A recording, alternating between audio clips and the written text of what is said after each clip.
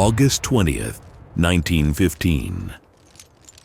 The air hung heavy over Suvla Bay, thick with the reek of salt spray, unburied dead, and the acrid bite of cordite from the day's failed assaults. 30,000 men, drawn from the sweat-soaked ranks of the 4th Australian Brigade, the rugged New Zealand Mounted Rifles, and a shadowy company of Gurkhas detached from the Indian Corps, formed a serpentine column winding along the parched bed of the Asmak Dere. Their boots crunched silently on the cracked earth.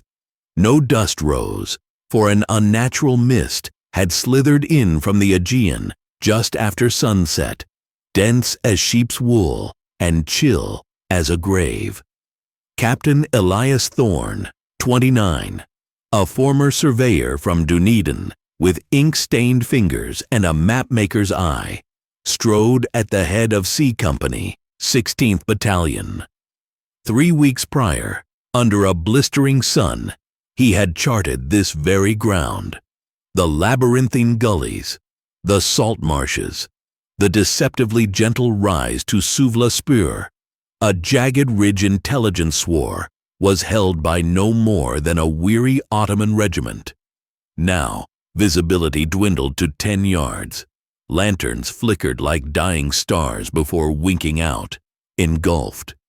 "Keep your intervals, lads," Thorne murmured, his voice muffled. Rifles clinked faintly. A man coughed, the sound smothered as if the fog possessed fingers. Flanking him lumbered Sergeant Major Rawiri Kahu, a towering Maori from the King Country, whose ancestors had repelled redcoats at Gate Pa with teeth and taiaha. Regulations banned the carved wooden weapon slung across his shoulders like a farmer's yoke, but Thorne turned a blind eye. Rawiri's night sight was the stuff of barracks legend.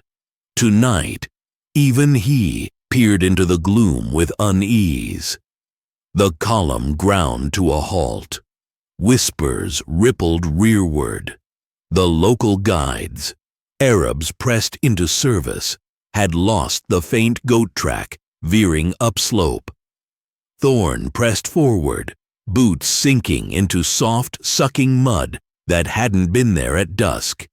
He found Lieutenant Patel, the wiry Gurkha liaison, in heated conference with a royal engineer, their faces ghostly in the lantern's glow. Patel's kukri dagger caught the light like a promise of violence. "The Spur's lines are wrong, Sahib," Patel said, his English clipped. "We climb the false ridge. True path lies south." Thorne unfurled his oilskin map. Sweat had blurred the ink in places, turning contours into bleeding veins. He jabbed a gloved finger. One path led to the Spur's crest. Another petered into blankness. "Fog's warping judgment," the engineer muttered. "Best wait for moonrise." Moonrise was hours off. 30,000 souls couldn't loiter. The Turks atop the ridge would hear the collective heartbeat. Thorne's call, the one etched into every survivor's nightmares, came swift. "Compass bearing, north by northeast. The Spur won't evade us forever." They lurched onward. The mist congealed until men gripped the bayonet scabbard of the man ahead, a human chain against oblivion. Voices faded to susurrus, then silence. Thorne paced it off. 200 steps, 400, 6. The ground tilted sharply. Loose shale whispered underfoot like conspirators. A horse snorted in the rear echelons, was hastily muffled. At 11:17 p.m., Thorne's brass compass rebelled. The needle quivered, then pirouetted lazily, as if magnetic north had fled. He rapped the crystal. It steadied, not northward, but toward a ridge crest now limned in pallid luminescence, bone white. Rawiri materialized at his side, breath steaming. "Fog tastes off, sir. Iron and rot, like bloodied earth after rain." Thorne sniffed. Beneath brine and man-sweat lurked metal tang, undercut by sickly sweetness. Overripe figs, perhaps, or something fouler. A figure burst from the murk.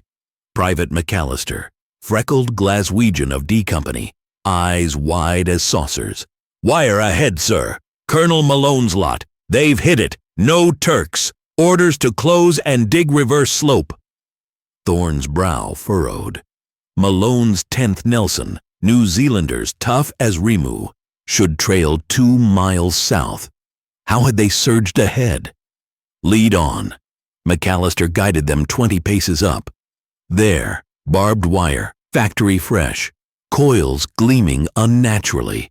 No trench lines, no sandbagged parapets, no strewn corpses. Just fog, vortexing lazily, parting to tease glimpses before reclaiming them. Rawiri crouched, palm to wire. "Freezing, sir. Like winter's heart." Thorne glanced rearward. The column's lantern stretched into infinity down the dare. A Milky Way severed clean. Rear units vanished, as if excised. "Form square," Thorne barked. Absurd on a hillside, but discipline held. They squared up, ragged rectangle, rifles outward, bayonets thirsting. The fog encroached, intimate, licking faces. Within the perimeter, a harmonica wheezed waltzing Matilda, faltered, died. Midnight struck unseen, temperatures plunged, breath plumed, rime flowered on wire. Thorne's watch iced at 11:58. He winded it furiously. Still 11:58. Rawiri gripped his arm. "Hark, Captain." Silence. Then, ethereal, piercing, a child's giggle, piping from the ridge above. Not Turkish, not allied, timeless. The fog ignited from within, glowing sickly. W Beach Rest Camp, 11:47 p.m. The headquarters tent sagged under its own damp. A single hurricane lamp hissed, throwing Major General Sir Frederick Stopford's shadow across a trestle table littered with signal flimsies, a half-empty bottle of Hague, and a field telephone that had refused to speak for 93 minutes. Stopford, 61, pink-cheeked, and still wearing the same mud-spattered tunic he'd landed in on 7 August, tried to read Homer by lamplight. The Iliad lay open at Book 22, but the words blurred. Outside, the fog pressed the canvas like a wet poultice. The telephone rang. Stopford's whiskey slopped across the map of Suvla Spur, turning the ridge into a bleeding wound. "Sir!" Lieutenant Hargreaves, signals officer, burst in without ceremony, face the color of wet ash. "Flash from 4th Brigade. Captain Thorne, C Company, 16th Battalion." Column halted on the spur. Fog impenetrable. Requests artillery registration at first light. Stopford dabbed the map with a monogrammed handkerchief. Registration on what? The ridge is empty. Intelligence says so. Another ring. Hargreaves scribbled on a yellow pad. Enemy wire encountered but no opposition. Temperature falling rapidly. Compass erratic. Stopford's jowls tightened. Wire? The Turks haven't strung wire since the August landings. They're short of everything." The lamp guttered. The tent grew colder. Breath began to show. At 12:07 a.m., the telephone line went dead with a soft click, as though someone far away had hung up politely. Hargreaves cranked the field generator. Nothing. He switched to the backup Marconi wireless set, headphones clamped to his ears. Static crackled, then a voice in Morse, faint but unmistakable. "Fog closing. Stop. Men forming square. Stop. Request immediate flares. Stop. Thorne." The operator tapped acknowledgement. Silence answered. Stopford paced the narrow aisle between camp beds. "Signal the Navy. Have Cornwallis throw her searchlights on the ridge." Hargreaves relayed the order via Aldous lamp to the destroyer anchored in the bay. Minutes later, twin beams stabbed the night, sweeping uphill. They struck fog and died, swallowed whole. One beam lingered, trembling, as if caught on something solid, then winked out. Inside the tent, the temperature plummeted another degree. The lamp's flame flattened, blue at the edges. Stopford's breath plumed white. At 12:41, a final burst sputtered through the wireless. Something moving in mist. "Stop not, men, stop not!" The message cut off mid-word. The set's batteries were encased in frost. Hargreaves stared at the pad. "That's the lot, sir. Sets are dead. Even the spare cells are frozen." Stopford poured whiskey with a trembling hand. "Wake the staff. We ride at first light." But first light was 5 hours away, and the ridge had already swallowed 30,000 men. 12:52 a.m. The signals tent, 20 yards away, was a hive of frantic activity. 3 operators hunched over their sets, earphones clamped, fingers drumming keys. Nothing came back but the sea's slow heartbeat in the headphones. Sergeant Willis, a pre-war post office engineer from Leeds, noticed it first. The ground wire to the aerial had iced over, yet the copper was warm to the touch. He wrapped it in a scarf. The scarf froze stiff in seconds. At 1:03 a.m., the telephone rang again, though the line was physically severed by shell fire that afternoon. Hargreaves lifted the receiver with gloved hands. A child's voice, speaking Turkish, counted softly. "30 bin, 29.999, 29.998, 30,000, 29,999, 29,998. Hargreaves dropped the receiver. It dangled, swinging, still counting. 1:15 a.m. Stopford stood outside, collar up, watching the ridge. The fog cap glowed faintly, the color of old bone. No gunfire, no flares, no sound at all. Only the counting, carried on the wind now. Fainter, but persistent. He turned to his ADC, Captain Lang. "Get me Ike's Corps. Tell Hamilton the spur is lost." Lang hesitated. "Sir, the cable to Imbros is down. Fog's cut every line." Stopford stared at the glowing ridge. "Then we wait for dawn," he said, but his voice cracked like thin ice. 1:27 a.m. In the medical tent, Captain Lang, the M.O., found every stretcher case awake, eyes fixed on the canvas roof. A private with a shrapnel wound in the thigh whispered, "They're still marching, sir. I can hear the boots." Lang checked the man's pulse, racing. Temperature, 95 degrees. he moved to the next cot. Same story. 30 orderlies, 20 walking wounded, all hearing the same measured tread, uphill, into silence. 1:40 a.m. The Cornwallis fired a star shell. It burst high above the spur, bathing the fog in magnesium white. For 3 seconds, the ridge was visible. A smooth, empty slope.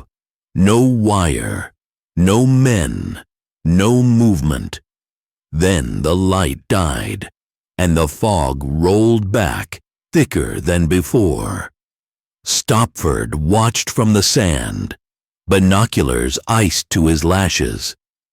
"God help them," he muttered, and meant it. 2:00 a.m. The counting stopped at Beshbin, 5,000. Then silence, absolute. In the signals tent, the frozen batteries thawed suddenly. The wireless set crackled to life on its own. A single word tapped out, slow and deliberate. "Boundary." The operator looked at Hargreaves. "Who sent that, sir?" Hargreaves had no answer. He wrote it down anyway, in the log that would later vanish from the archives. Dawn was still 4 hours away. The ridge waited. 4:47 a.m., 21 August, 1915. The sky over Suvla Bay bled from black to bruise purple, but the ridge called Suvla Spur refused to show itself. A lid of fog, thick as felt, capped the height at 200 feet and would not lift. The sea lay flat, mirror calm. Not a breath of wind stirred the scrub or the signal flags drooping at W Beach. Major General Stopford stood on the sand in greatcoat and slippers, binoculars iced to his face. Behind him, 50 men, staff officers, signalers, a platoon of the Royal Fusiliers under Lieutenant Danvers, waited with rifles slung and spades reversed. No one spoke. The only sound was the soft slap of waves and the creak of leather as horses shifted in the picket lines. At 4:55, the first patrol moved out. They followed the Asmak Dere exactly as the column had done 8 hours earlier. Stopford rode a gray Arab stallion. Hargreaves walked beside him, wireless set on a mule. The path was unmistakable. Wheel ruts from the water carts, hoof prints of the mounted rifles' chargers, the deeper scars of limber guns, yet not one boot mark. The shale was smooth, as though swept by an unseen hand. Even the horse droppings had vanished, though the smell lingered. At the point where Thorne had reported the wire, grid 116.C4, Thorne's map, Danvers' men fanned into extended line. They found the coil of barbed wire, exactly where McAllister had described it. New, bright, frost-rimmed. But the ground around it was virgin. No trampled grass, no cigarette ends, no spent cartridges. Only one object stood upright in the earth. A Lee Enfield rifle, bayonet fixed, driven stock deep into the shale. The wood was warm. Stopford dismounted. He wrapped a gloved hand around the barrel. Heat radiated through the leather. "Still body warm," he said. "Less than an hour." Hargreaves photographed the scene with a Kodak vest pocket camera. The shutter clicked like a breaking bone. 20 yards upslope, Fusilier Private Higgs called out. He held a child's shoe, small brown leather, Ottoman stitching, lying on its side as though kicked off in play. Inside, the insole was damp with dew that froze the instant Higgs lifted it. Stopford stared at the ridge. Spread out. Comb every gully. They searched until 9 o'clock. Patrols climbed to the crest, descended the reverse slope, probed the salt pans to the north. Nothing. No packs. No helmets. No bodies. The air felt thick, watchful. Ravens wheeled overhead, but would not land. At 9:17, a scream echoed from the eastern scarp. Danvers ran, revolver drawn. He found Corporal Bellamy on his knees beside a cairn of stones that had not existed at sunset. The cairn was knee-high, perfectly symmetrical. On top sat an Australian slouch hat, felt still holding its shape. Inside lay a pocket watch, Thorne's own. Stopford recognized the dent on the case, stopped at 11:58. The glass was cracked in a perfect star. Bellamy was shaking. "It wasn't here 10 minutes ago, sir. I'd stake my life." Stopford ordered the cairn dismantled. Beneath the top layer of stones lay a single sheet of paper. Thorne's map, the one with the ink-run contours.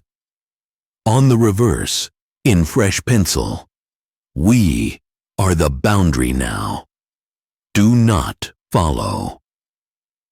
The handwriting was Thorne's. Stopford had seen it on 100 indents, but the pencil was new, the lid sharp. At 10:30, the sun finally burned a hole in the fog. For 7 minutes, the ridge lay bare, a smooth whaleback of shale and thorn. No trenches, no wire, no men. Then the fog sealed again, denser than before.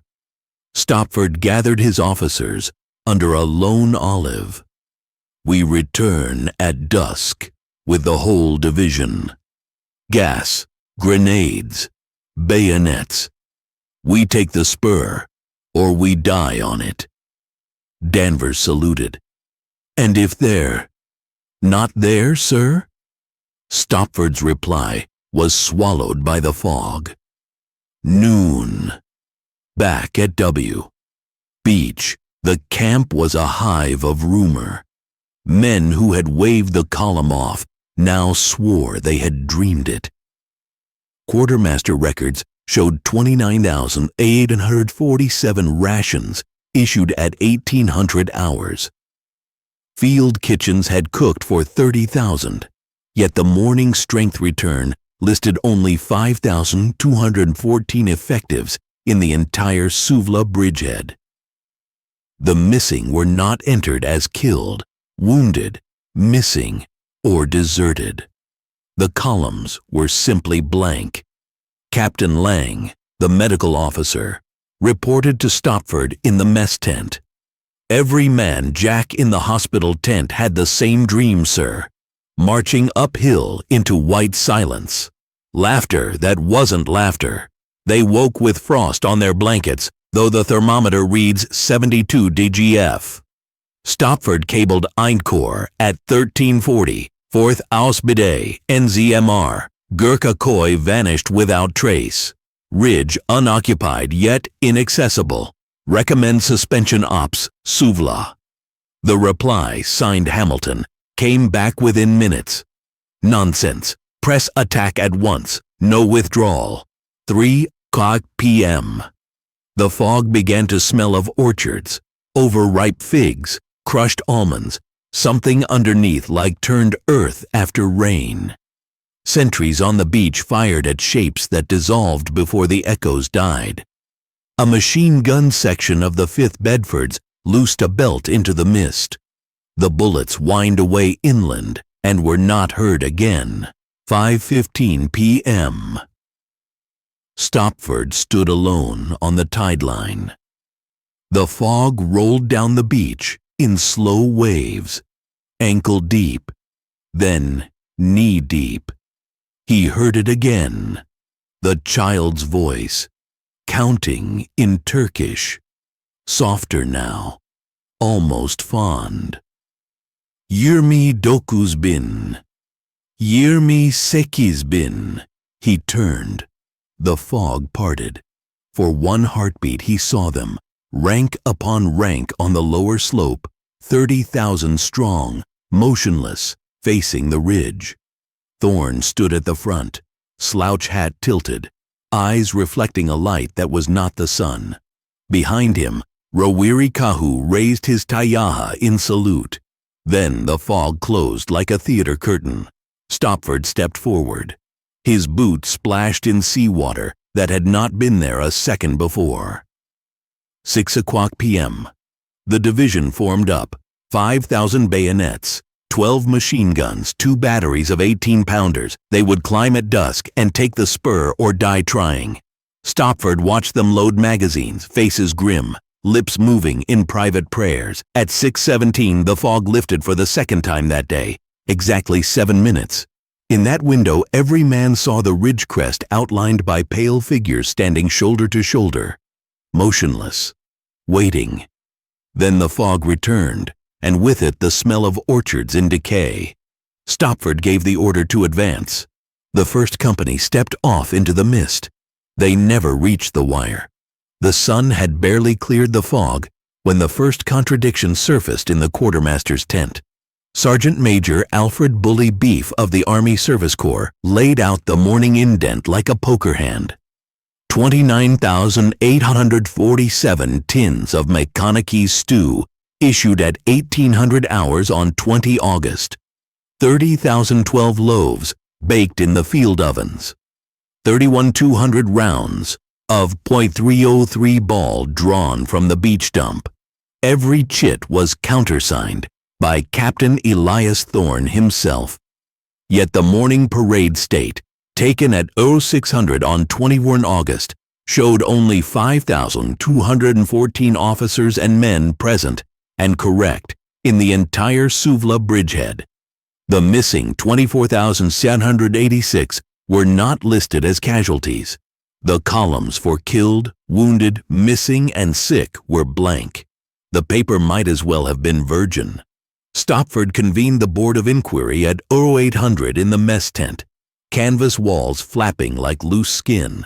Around the trestle table sat Lang the M.O., Hargreaves the signals officer, Danvers of the Fusiliers, and Professor Lethbridge, the Oxford archaeologist attached to intelligence, who had arrived at dawn with a crate of trowels and a theory about mass hysteria. Witnesses were marched in, one by one. Private McAllister, the freckled runner, swore he had delivered Colonel Malone's verbal order to Thorne at 23:15 hours. "Clear as day, sir. Close up and dig reverse slope." Captain Thorne nodded, said, "Tell the colonel we're forming square." I ran back down the Dare, never saw another soul. Malone's Batman, Corporal Tahu of the Wellington Mounted Rifles, contradicted him flat. The colonel never left camp. He was playing two-up with the farrier till midnight. I tucked him in myself. A cook from the 16th Battalion produced a Dixie, still warm with stew. "Served Captain Thorne at 22:30, sir. Extra bully for the Gurkhas. He asked for salt." Thorne's own Batman, Private Singh, shook his head. "Sahib ate nothing after noon. He was studying the map.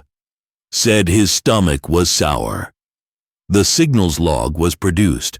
127 messages received from the ridge between 2300 and 041, everyone acknowledged. Hargreaves turned the pages with gloved fingers. The carbon copies were blank. The ink had vanished as though the words had been erased by an unseen hand. Lang reported the dreams. Every man in the hospital lines, 32 cases of dysentery, 14 shrapnel wounds, 1 self-inflicted, had woken at 0200 with the same vision. marching uphill into white silence, boots crunching on frost, though the night was warm, a child's laughter echoing from the rocks. They woke with rime on their blankets and their thermometers reading 4 degrees C inside the tent. At 1100, Stopford cabled Einkorps again. The reply was a single word: attack. The fog returned at 1300, thicker than the night before, smelling of crushed almonds and turned earth. Sentries on the beach fired at shadows that melted before the brass caught up with the bullets. A machine gun section of the 5th Bedfords loosed a full belt into the mist. The rounds were never found. By 1500, the camp was a babel of rumor. Men who had waved the column off now insisted they had dreamed the entire departure. A water cart driver swore the 30,000 had never left the beach. The column was a mirage, thrown up by the heat. Another claimed the Turks had spirited them away in underground tunnels built by the Byzantines. Professor Lethbridge lectured anyone who would listen about ergot poisoning in the flour, mass hallucination, and the psychological effects of shell shock.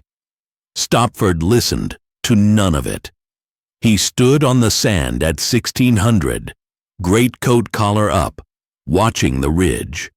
The fog glowed from within, the color of old bone.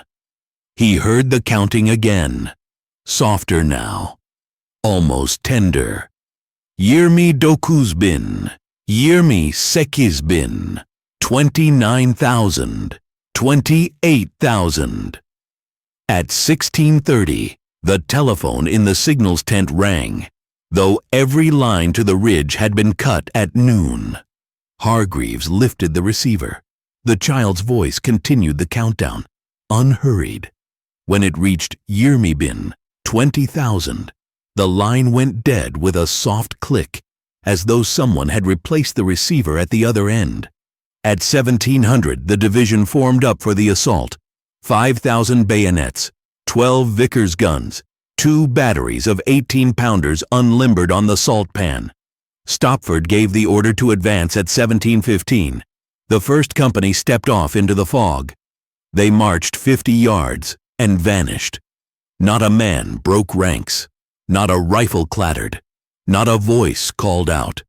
The fog simply swallowed them whole.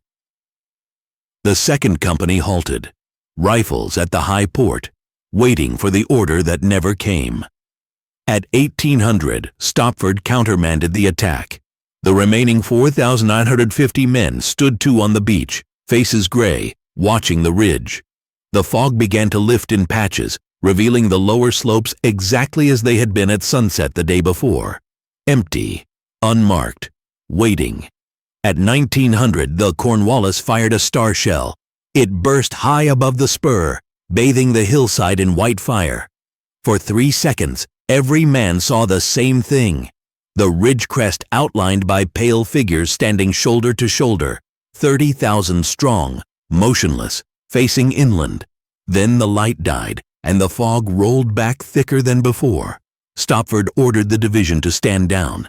The men slept on their rifles that night, bayonets fixed, blankets drawn over their heads. No one dreamed. At 0400 on 22 August, the counting resumed, carried on the wind from the ridge. On Bin, Beshbin, 10,000, 5,000. The encampment was empty in every way that mattered. The war went on elsewhere. 22 August 1915, 0600. The fog lifted at dawn, but only to the height of a man's waist. Above that, the ridge remained hidden under a lid of cloud that did not drift with the wind. The air smelled of wet iron and rotting fruit. Every blade of grass on the lower slopes was rimed with frost, though the sea lay warm, a mile away. Stopford ordered the spur shelled. For 6 hours, the monitors, Cornwallis and Raglan and 2 batteries of 18-pounders on the salt pan pounded the hillside. Shells burst in orange blossoms along the crest, throwing up geysers of shale and thorn. When the smoke cleared at 1300, the ridge was scarred but empty. No bodies, no equipment, no wire. Only one new feature: a crater 50 yards wide on the reverse slope, filled with seawater that had not been there before. The water, while black, mirror still, and cold enough to numb a man's hand to the wrist. Professor Lethbridge arrived with spades and a theory. Hellenistic necropolis, he declared, pointing to a shard of red figure pottery unearthed by a near miss. Marsh gas, ergot in the rations, mass hallucination. Stopford gave him 3 days. They dug. Trenches cut across the spur revealed layers of history. Roman pottery, Ottoman musket balls, a bronze Corinthian helmet split by a broadsword. On the 4th day, 25 August, a pick struck wood.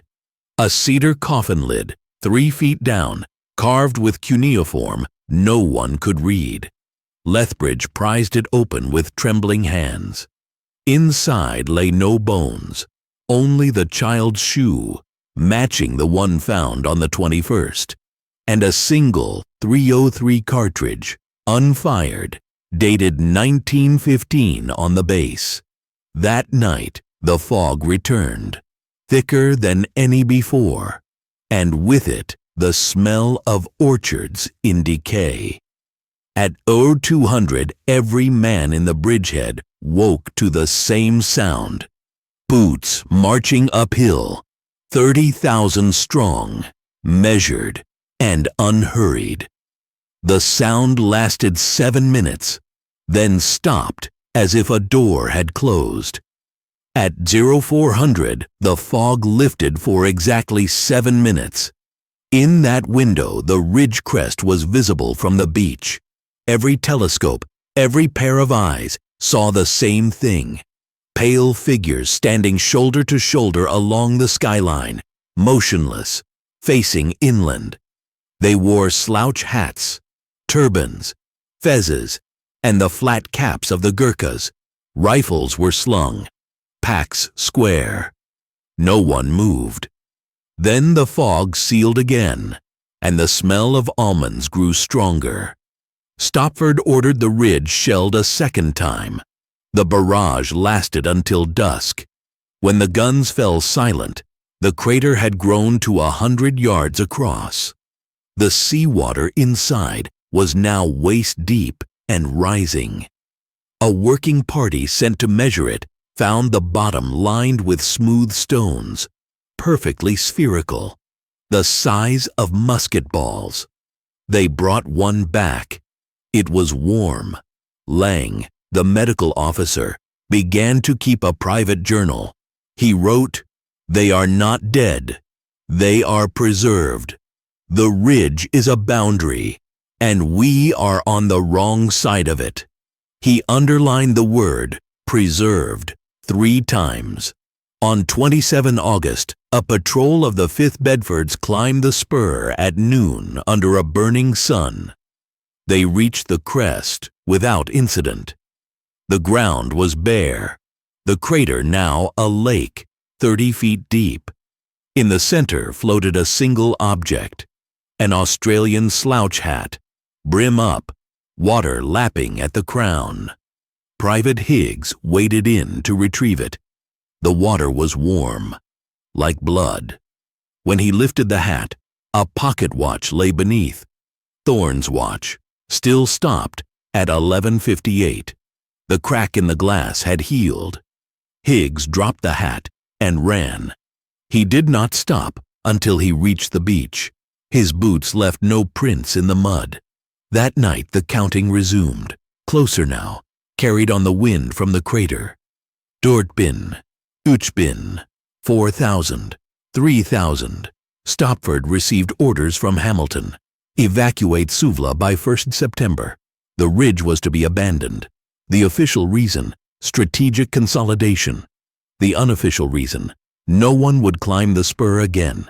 On 29th August, the fog lifted for the last time.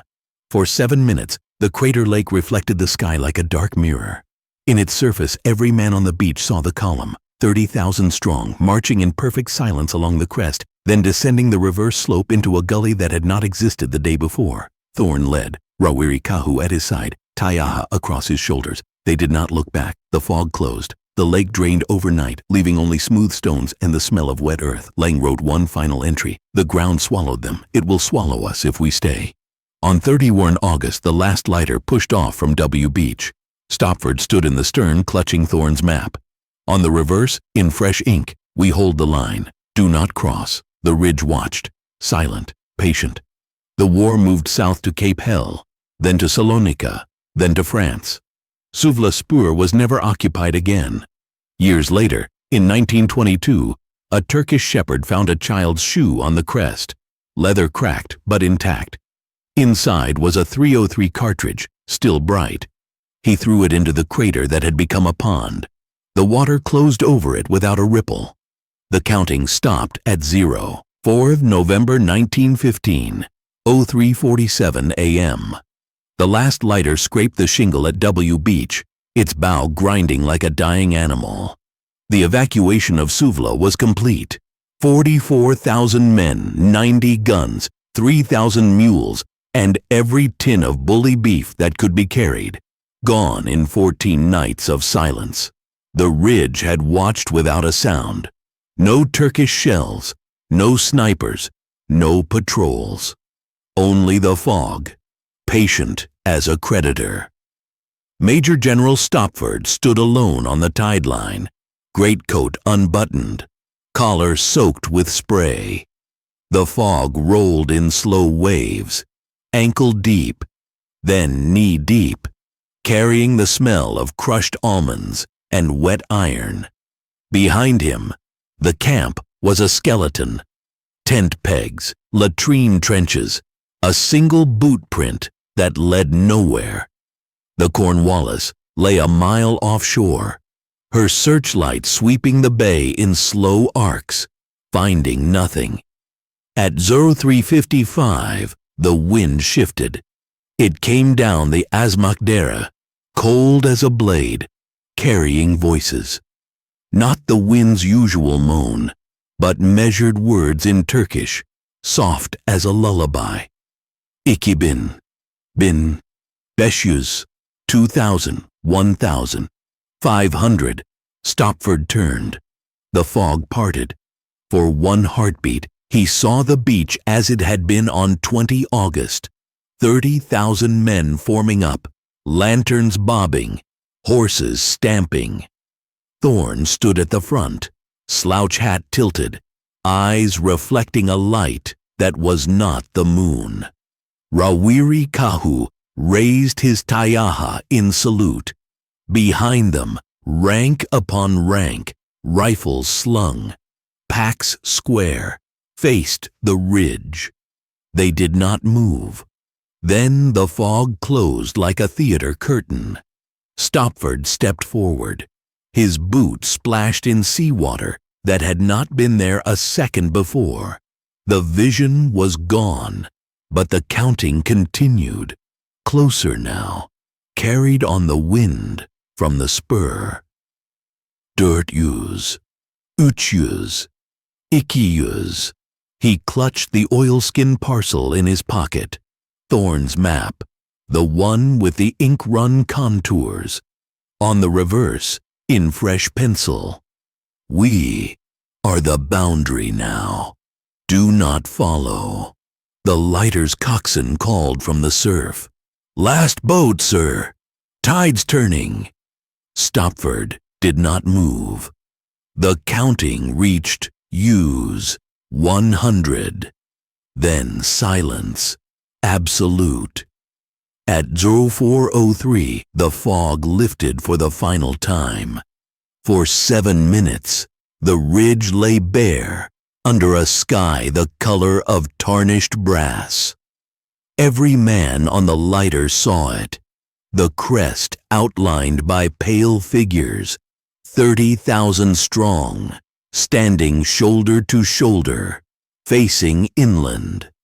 They wore slouch hats, turbans, fezzes, and the flat caps of the Gurkhas. No one moved. No one blinked. Then the fog sealed again, and the smell of orchards in decay rolled down the slope like a tide. The lighter pushed off. Stopford stood in the stern, map in hand, watching the ridge shrink to a shadow. The coxswain, a petty officer from Portsmouth, muttered, "Bloody place gives me the creeps, sir, like it's waiting." Stopford did not answer. He was listening to the wind. It carried a new sound now, boots marching uphill, 30,000 strong, measured and unhurried. The sound lasted 7 minutes, then stopped as if a door had closed. The Cornwallis fired a single star shell. It burst high above the spur, bathing the hillside in white fire. For 3 seconds, the ridge was visible, smooth, empty, unmarked. Then the light died, and the fog rolled back thicker than before. The lighter reached the destroyer. Stopford climbed the ladder, boots dripping. On the quarterdeck, he opened the map. The pencil writing had changed again. "We hold the line. The war is elsewhere." He folded the map and slipped it inside his tunic, over his heart. Years later, in a quiet pub in Dunedin, a blind veteran named McAllister would swear that on windless nights he still heard the boots. He would describe the rhythm exactly: left, right, left, 30,000 strong, marching uphill into a fog that never lifts. And sometimes, just before dawn, a child's laughter, counting down to 0. In 1922, a Turkish shepherd found a child's shoe on the crest, leather cracked but intact. Inside was a .303 cartridge, still bright. He threw it into the crater that had become a pond. The water closed over it without a ripple. In 1936, a British archaeological team excavated the spur. They found Roman pottery, Ottoman musket balls, and a cedar coffin lid carved with cuneiform. Beneath it lay a single object, an Australian slouch hat, felt still holding its shape. Inside was a pocket watch, stopped at 11:58. The crack in the glass had healed. The team leader, a man named Lethbridge, wrote in his report, "The ridge is a boundary. Some doors, once opened, cannot be closed." The report was classified. The ridge was left alone. In 1956, a New Zealand veteran named Rawiri Kahu, grandson of the sergeant major, visited Gallipoli with his wife. They climbed Suvla Spur at dusk. The wind was still. He heard nothing. His wife heard laughter, high and piping, coming from the rocks. She asked what it meant. He said, "It means they're still on duty." In 1975, a Greek fisherman hauled up a net off Suvla Bay. Tangled in the mesh was a Lee Enfield rifle, bayonet fixed, stock warm to the touch. The serial number matched a weapon issued to C Company, 16th Battalion, on 20 August 1915. The rifle was clean, oiled, ready to fire. The fisherman threw it back. The sea closed over it without a ripple. In 1999, a satellite image showed the ridge glowing faintly at 11:58 p.m. local time. The image was dismissed as a sensor glitch. In 2023, a child playing on the beach at Suvla found a pocket watch in the sand. It was stopped at 11:58. The crack in the glass had healed. The child's father, a Turkish tour guide, recognized the dent on the case. He buried the watch under a cairn of stones and told no one. The ridge keeps its secret. The wind still carries voices on certain nights, counting down to 0.